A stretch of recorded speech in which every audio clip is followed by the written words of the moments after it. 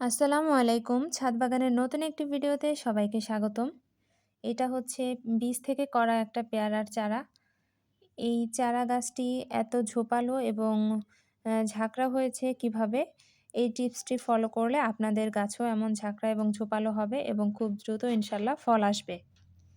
আমি এখানে দেখতে পাচ্ছেন এই পেয়ারার গাছের ডালটা কচি ডাল যখন বের হবে তখন উপর থেকে চিমটি দিয়ে একটু ডাল ২ পাতা সহ এবং বা অথবা ৩ পাতা কুশি সহ ভেঙে দিবেন। এই যে আমি এখন যেভাবে ভেঙে দিচ্ছি এভাবে ভেঙে দিবেন।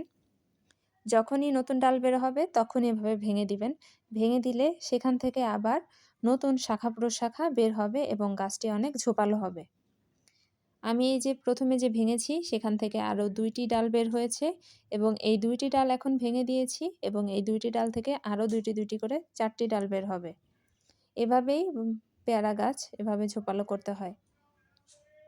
আর ইনশাআল্লাহ এই গাছের ফলন হলে আমি আপনাদের সাথে সেটাও শেয়ার করব। তো আজকে এখানেই শেষ করছি। আবার নতুন কোনো ভিডিও নিয়ে হাজির হব। আসসালামু আলাইকুম।